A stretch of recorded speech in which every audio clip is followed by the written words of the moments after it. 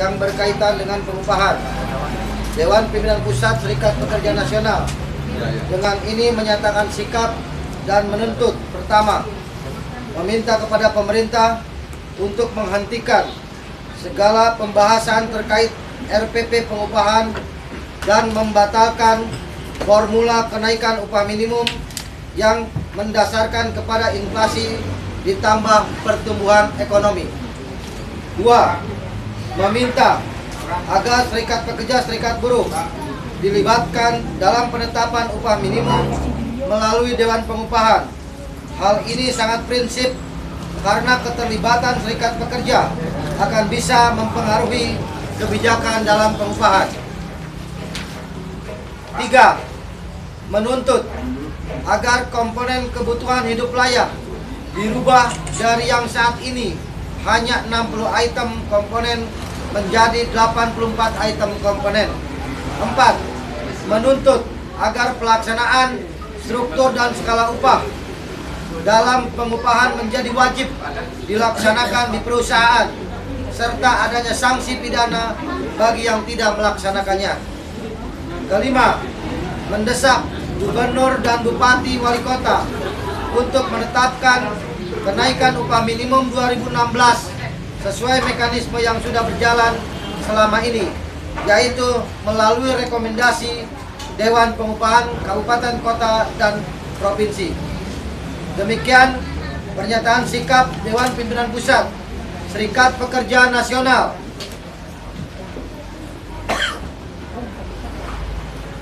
di Bogor pada tanggal 24 Oktober 2015. Iwan Kusmawan, Ketua Umum, ditandatangani. Ramidi, Sekretaris Umum, ditandatangani. Demikian, terima kasih. SPN satu hari, satu tekad, satu tujuan. Yes. Terima kasih. Assalamualaikum warahmatullahi wabarakatuh. Sudah. Terima kasih sekali lagi kepada teman-teman pers yang telah membantu kami untuk menyuarakan aspirasi pekerja buruh, khususnya Serikat Pekerja Nasional. Demikian, kurang lebihnya mohon maaf. Terima kasih. Assalamualaikum warahmatullahi wabarakatuh. Karena jurnalis juga buruh.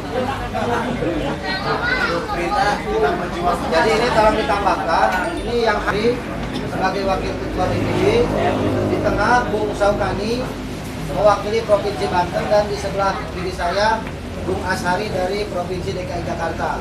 Di samping mereka bertiga ada perwakilan dari DPC, ada dari DPC Kabupaten Kota Serang, Kabupaten Kota Tangerang, ada DPC dari Purwakarta, Subang, Bogor, Depok, dan Sukabumi. Ada juga seluruh DPC yang ada di DKI Jakarta, mulai utara, barat, timur, dan selatan. Itu yang hari ini hadir di tempat ini. Terima kasih. Ya, saya tambah sedikit, Pak. Ya, silakan. Jadi, kenapa SPN menolak? Tadi beberapa hal sudah sampaikan dan ditulis dalam konferensi pers, tetapi terlebih bahwa sebelum menentukan sikap untuk menolak keberadaan RPP pengupahan, SPN sudah melakukan kajian secara internal melalui 4 kali diskusi, kemudian diputuskan dalam rapat DPP, kemudian ditambah lagi dengan beberapa analisa-analisa dari kondisi-kondisi secara umum, baik rencana pemerintah, rencana Apindo, dan bagaimana pemerintah mencoba memberikan semacam kompensasi dalam bentuk kredit usaha rakyat yang sebetulnya itu setiap bank juga jauh-jauh hari sudah melakukan, dan kerjasama BPJS Tenagakerjaan dengan bank pemerintah itu juga sudah jauh-jauh hari sudah dilakukan. Artinya apa yang disampaikan dalam paket kebijakan ekonomi terakhir yang disampaikan oleh Jokowi itu sebetulnya sudah basi, karena sebetulnya sudah hal yang lama. Tapi seolah-olah itu dianggap sebuah kebijakan baru untuk mengangkat kesejahteraan buruh. Ini kondisi yang umum. Nah, kita tanggal 27 Oktober akan turun 10.000. Kita sudah instruksikan ke bawah. Tapi mudah-mudahan 10.000 adalah angka yang real, karena tadi di dalam rapat teman-teman DPD juga sudah komitmen dengan angka itu. Artinya tidak serta-merta 50.000 tapi cuma 5.000. Nah, kita insya Allah 10.000 akan bisa real. Itu tambahan dari saya. Silakan kalau teman-teman DPD yang menambahkan. Nama Bapak. Ya, Ramidi, Sekretaris Umum SPN. Ada yang mau tambahkan dari Jawa Barat? Banten. Kamu pendidikan apa? Yang bisa kita sampaikan melalui media pada hari ini. Terima kasih.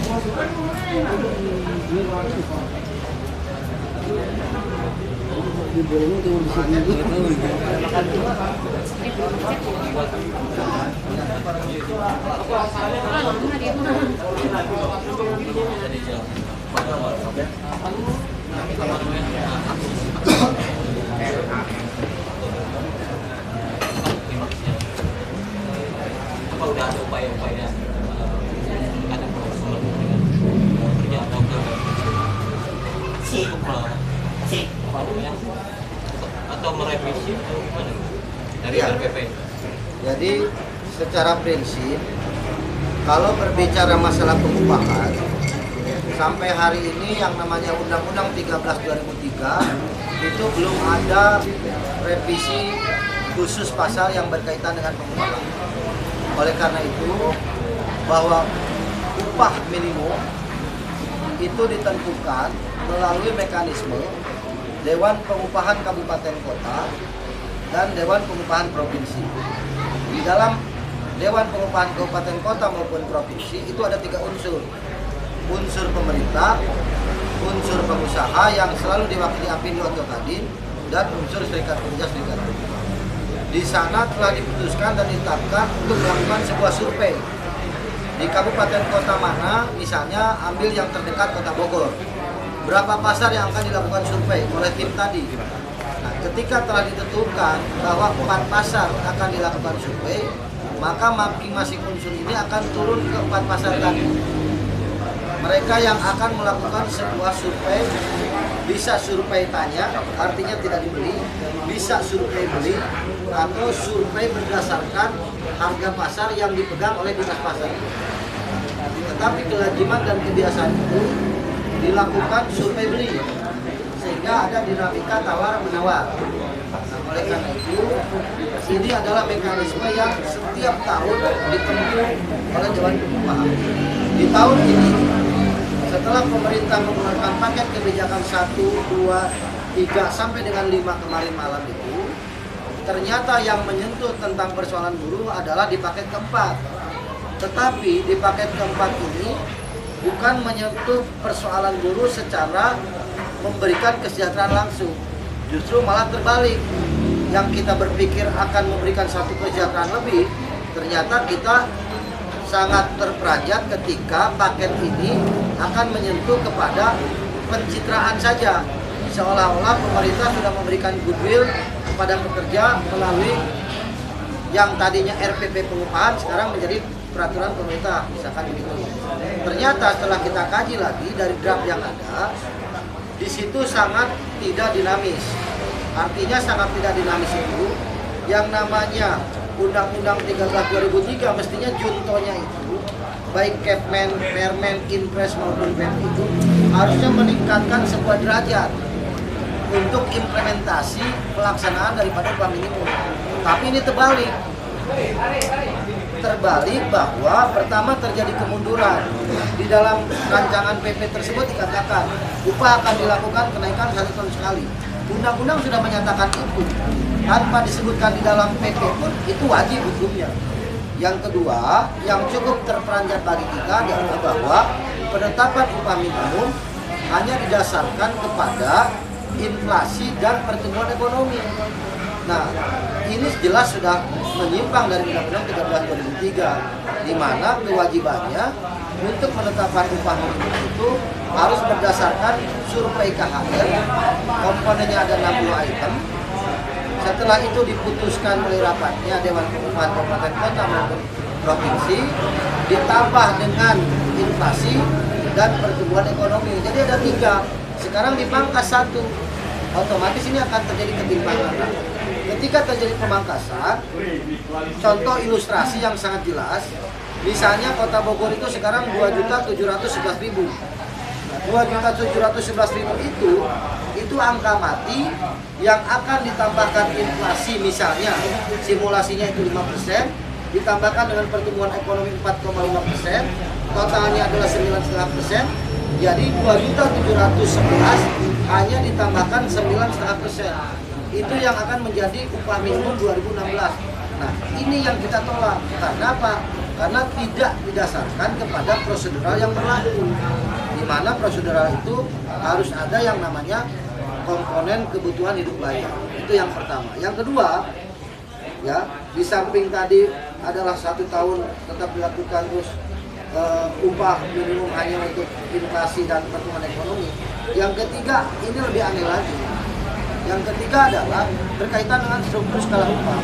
Struktur skala upah itu sudah ditetapkan melalui keputusan Menteri nomor 49 tahun 2004. Kenapa kok sekarang diadop lagi kepada peraturan pemerintah? Di situ di konon dikatakan bahwa kalau ini tidak dijalankan maka akan kena sanksi. Kepen 49 juga jelas. Kenapa pemerintah tidak mendorong sejak 2004? Lakukan Kepen 49 itu dengan baik dan benar, periksa perusahaan-perusahaan. Karena kata kuncinya, namanya upah minimum itu sebetulnya bagi pekerja yang masa kerjanya di bawah 1 tahun. Terus kenapa sekarang setiap tahun ribut? Setiap tahun ribut karena pemerintah tidak punya niat baik. Untuk apa? Untuk memberikan upah kepada pekerja yang di atas upah minimum. Artinya yang di atas 1 tahun. Sekarang boleh dicek. Yang 15 tahun, yang 20 tahun pasti upah minimum.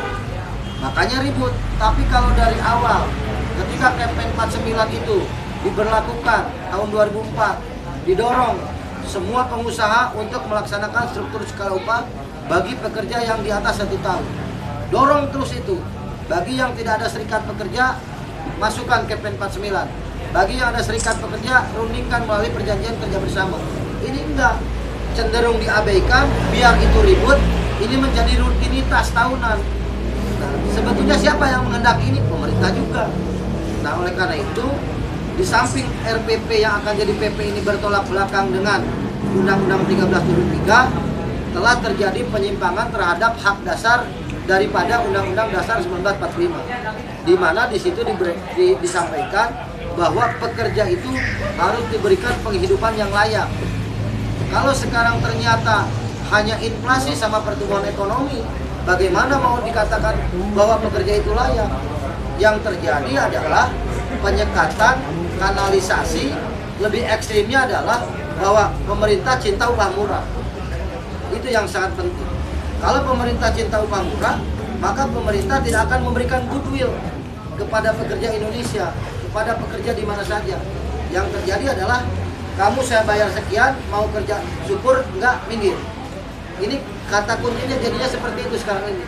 Nah, oleh karena itu kita lakukan perlawanan, lakukan penolakan, karena ini tidak sejalan dengan Undang-Undang Dasar 1945, ini tidak sejalan dengan Undang-Undang 13 2003. Jadi tidak ada lagi kalimat yang pantas bagi kita selain kita melakukan perlawanan dan menolak RPP yang akan disahkan menjadi PP. Upaya yang kedua adalah kita besok tanggal 27 akan membuat surat terbuka. Ya, surat terbuka kita akan buat dalam bentuk banner ditujukan kepada Presiden tentang penolakan-penolakan ini. Kita akan angkat 10 orang, surat itu kita akan sampaikan kepada Presiden siapapun yang menerima. Yang jelas kami sudah memberikan surat terbuka. Nanti di sana kita akan bacakan surat terbuka untuk Presiden. Kami akan boyong dari mulai patung kuda sampai Istana Presiden. Biar publik tahu bahwa kita menolak itu dasarnya apa. Dasarnya cukup jelas. Kita sudah melakukan kajian dan analisa dari sisi pemerintah, dari sisi pengusaha, dari sisi serikat pekerja. Pemerintah jelas. Pemerintah mengharapkan, menurut versinya pemerintah, harus ada kepastian. Pertanyaannya adalah, apakah Undang-Undang 13 itu nggak pasti? Kalau nggak pasti, kenapa nggak direvisi? Kenapa nggak diamandemen? Itu satu. Yang kedua, dari sisi pengusaha ingin memberikan kesejahteraan melalui upah. Pertanyaannya, kenapa yang di atas itu diberikan upah minimum? Kenapa masih ada pengusaha yang melakukan penundaan upah minimum? Ya kan? Terus dari kita bagaimana? Bagaimanapun versi kita serikat pekerja sesuai dengan Undang-Undang 21 2000 bahwa peran serikat pekerja adalah melindungi pekerja beserta keluarganya, melakukan pembelaan terhadap hak-hak pekerja termasuk dirinya pekerja. Itu yang kita lakukan. Nah, sekarang kita melakukan ini, di samping kita melindungi, kita membela hak pekerja, dan kita ingin memberikan kesejahteraan pekerja ini hanya salah satu dari sekian kesejahteraan adalah melalui upah. Karena ada kesejahteraan lainnya, BPJS Ketenagakerjaan, BPJS Kesehatan misalnya. Programnya apa? Berkaitan dengan JHT, berkaitan dengan pensiun, berkaitan dengan jaminan kematian dan kecelakaan kerja, dan jaminan pelayanan kesehatan. Itu bagian yang tidak terpisahkan dari perjuangan kita. Nah, oleh karena itu kita ribut masalah upah, karena upah ini menjadi penting. Buruh sudah bekerja, upahnya harus diberikan. Jangan memberikan sesuatu, buruh sudah bekerja, mengeluarkan keringat, tetapi pengusaha tidak mau melaksanakan pembayaran upah sesuai dengan undang-undang. Ini yang bahaya. Itu yang sangat penting bagi kita. Dan kita juga menyatakan menolak penetapan upah minimum di bawah. Artinya ada indikasi pemerintah kabupaten kota akan menetapkan upah di bawah upah minimum. Ini sudah ada 2 daerah yang sedang kita bidik. Tapi kalau keluar lagi di tahun 2016, kita akan lakukan gugatan. Indikasinya bahwa terjadi kemarin melakukan sebuah studi banding kedua wilayah di Jawa Barat, Depok dan Purwakarta, karena di sana ditetapkan upah minimum garmen. Enggak ada. Di dalam Undang-Undang 13 2003, upah itu hanya ada 2. Pertama adalah upah minimum kabupaten kota dan provinsi.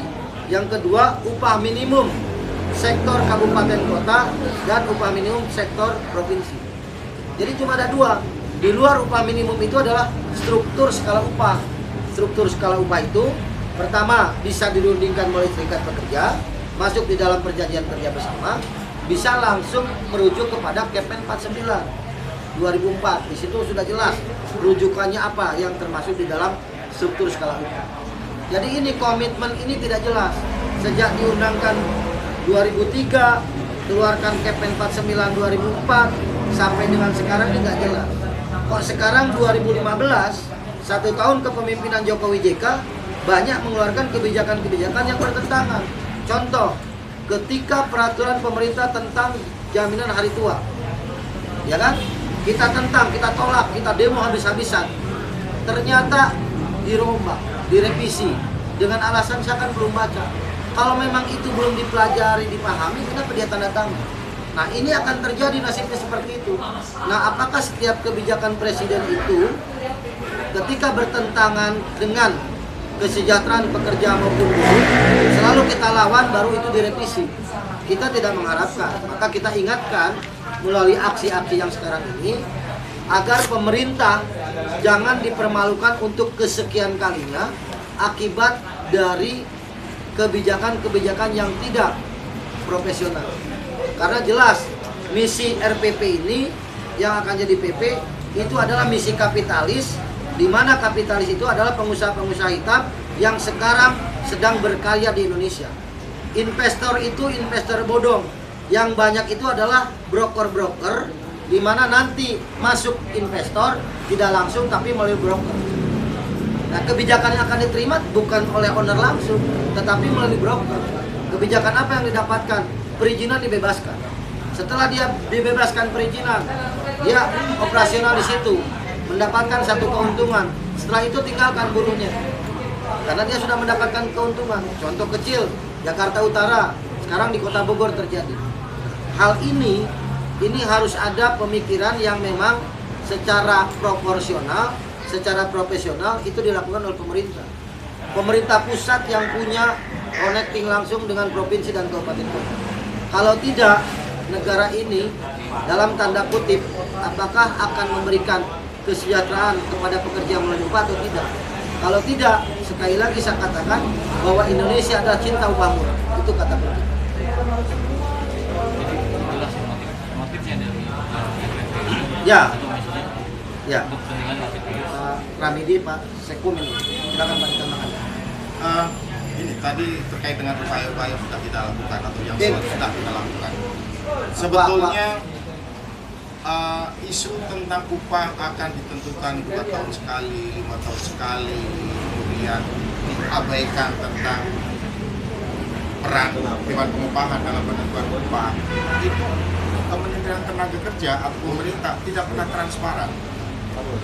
beberapa waktu terakhir ketika ada dialog antara federasi dan federasi seluruh Indonesia yang ada, seluruh konferensi hadir, federasi juga hadir, itu dilakukan dialog dengan kementerian.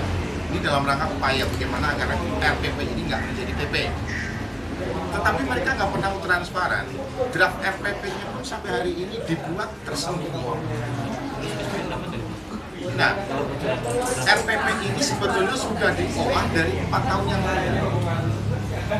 Tetapi ruang lingkupnya masih kotak-katik di kisaran persoalan tentang ketentuan upah atau penentuan atau formula bagaimana menetapkan kenaikan upah. Nah, yang kita ambil atau yang kita tarik dari kementerian atau dari pemerintah, Kementerian Tenaga bahwa formulasi upah itu yang tadi disampaikan oleh Pak Menko hanya mengacu kepada kenaikan inflasi dan kenaikan pertumbuhan ekonomi yang itu sama sekali tidak sesuai dengan harapan kita. Pertanyaannya simpel, kenapa ketika sudah naik 10% buruh belum bisa terima? Ketika inflasi 5, terus berbanding ekonomi 5 kan otomatis 10.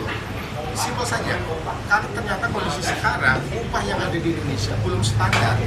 Ketika diperlakukan ketentuan seperti itu dalam posisi upah sudah upah layak, bisa wajar, tidak ada masalah. Tetapi sekarang ini dibandingkan dengan negara-negara lain masih jauh tertinggal, masih tertinggal 1 juta dibandingkan dengan upah-upah yang ada di ASEAN, negara-negara ASEAN. Kemudian upaya yang berikutnya misalkan komunikasi, dukungan dari DPR itu sudah kita lakukan juga. Tetapi pemerintah mentok. Pemerintah ini mental dengan dorongan asing, dorongan investor-investor yang dalam tanda kutip hanya mencoba bagaimana alasan mereka, bagaimana pertumbuhan ekonomi akan tinggi ketika pengangguran meningkat. Nah, pertanyaan berikutnya adalah, apakah negara ini hanya bertanggung jawab dengan pengangguran? Bagaimana juga dengan tenaga kerja yang sudah bekerja? Yang dalam hal ini juga seharusnya juga dihidupkan. Karena kalau kondisinya seperti itu bukan tidak mungkin, justru malah pengangguran menurut saya akan bertambah. Mana ada orang bertahan dengan upah yang sangat rendah, mereka pun akan memilih kegiatan yang lain. Ketika itu positif, tidak ada masalah. Tetapi ketika negatif, akan menjadi semuanya.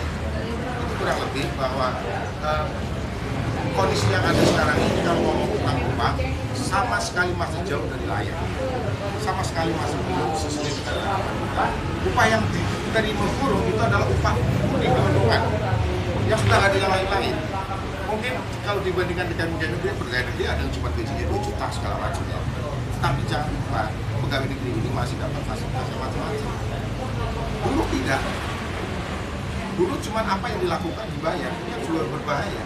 Efek berikutnya dari RPP yang mungkin nanti akan ditetapkan menjadi peraturan pemerintah, yang namanya dispensasi kegiatan pekerja itu dibatasi. Kalau di 13.2003 atau 21.2000 bahwa ketika orang melakukan kegiatan organisasi serikat pekerja itu mendapatkan perlindungan terhadap upah dibayar sebelumnya, juga perlindungan terhadap ancaman intimidasi dari KPK. Ini kalau nanti RPP menjadi peraturan pemerintah itu hilang, termasuk tidak juga dibiarkan segala macam dalam konteks upah, belum dalam konteks cuti, tapi dalam konteks upah. Karena sebetulnya kalau terkait dengan 13.2003 atau undang-undang tenaga kerjaan itu mutlak harus dibayar, tetapi bisa terjadi nanti adalah itu gambarannya. Aksi besok tanggal 27 itu untuk di Jakarta akan diikuti oleh Jabar, Banten, DKI yang 10.000. Di daerah-daerah lain dari mulai Sumatera Utara, masuk ke Sulawesi Utara dan Sulawesi Selatan, masuk ke Kepri, masuk ke NTB, masuk Jawa Timur, Jawa Tengah, Jogja, ya, itu akan diikuti di masing-masing daerah provinsi. Jadi kita ada 12 provinsi yang akan melakukan aksi di tanggal 27. Setelah itu kita akan ikut aksi di tanggal 29 dan 30. Ya, puncaknya nanti di bulan November ketika penetapan upah minimum. Itu yang pertama. Yang kedua, yang sangat ironis itu adalah terjadinya intervensi oleh Menteri Dalam Negeri, di mana di dalam surat edarannya butir 3 dan 4 menyatakan bahwa penetapan upah minimum harus didasarkan kepada peraturan pemerintah tentang pengupahan yang segera akan dilaksanakan. Dan itu akan diberlakukan per 1 November. Dengan kata lain, tidak bisa Menteri Dalam Negeri ikut campur tangan terhadap kebijakan penetapan upah minimum. Ini yang sangat mendasar yang berikutnya. Oleh karena itu baru tahun ini Menko Polhukam dan Menteri Dalam Negeri turut campur tentang persoalan yang menyangkut dengan upah. Yang sebelum-sebelumnya nggak pernah. Nah, karena melihat kondisi seperti itu, maka kita objektif menilai bahwa kewenangan Kementerian Tenaga Kerja ini sudah mulai dibatasi kewenangannya. Kalau sudah mulai dibatasi, kemungkinan yang terjadi adalah bahwa Kementerian Tenaga Kerja tidak mampu lagi. Ya, yang sangat dominan itu Menko Polhukam. Nah, kalau memang mau sifatnya memfasilitasi boleh, tetapi memfasilitasi itu di tempat yang netral. Tapi jangan memfasilitasi di tempat-tempat yang memang dianggap dalam tanda kutip. Yang terakhir kita ingin juga sampaikan, aparat kepolisian, TNI maupun Polri harus melihat gejolak ketenagakerjaan itu secara objektif, jangan subjektif. Karena setiap kita melakukan aksi unjuk rasa, itu nyata dan jelas bahwa apa yang kita lakukan itu berdasarkan fakta yang ada. Artinya kita tidak ditunggangin partai politik, kita tidak ditunggangin isu ini dan sebagainya. Kalau memang ini ada analisa dari dua lembaga TNI maupun Polri, silakan itu dilakukan investigasi ulang. Betul nggak perjuangan kita? Gitu. Nah, informasi yang kita dapatkan hari Senin kita akan diundang oleh Kapolda Metro untuk persiapan aksi tanggal 27, 28 sampai dengan 30. Kita harapkan karena sudah cukup dinamis, sudah cukup komunikasi baik dengan aparat kepolisian TNI maupun Polri, justru kita mengharapkan ketika kita menyampaikan surat pemberitahuan, menyuarakan apa yang menjadi hak kita, hak pekerja, dia ikut melakukan analisis, melakukan analisa, betul apa enggak nih? Kalau betul, ya katakan yang sejujurnya. Oh iya, apa? Berikan rekomendasi masukan. Tapi kalau tidak, informasikan kepada kita. Jadi clear persoalannya. Rencana itu 10.000 itu nanti Hanya SPN. Jadi ini bergelombang. 27 SPN, 28 serikat pekerja lain, 29 gabungan, 30 itu lebih besar lagi. Ya, jadi karena hari ini sudah ada yang memulai di Istana Presiden.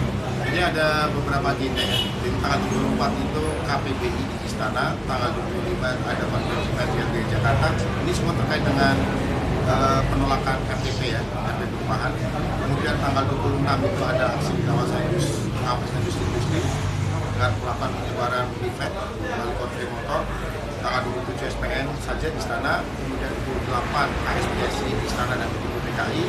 Di tanggal 28 juga di tanggal yang sama Aspek Indonesia di DPR RI, tanggal 29 di Baraknya di LBH, 29 juga di hari yang sama SPSI lain di Istana, tanggal 30 aksi besar seluruh komponen buruh di Istana.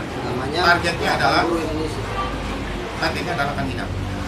Kalau sampai tetap ditandai. Kenapa tanggal 30 menjadi hari terakhir?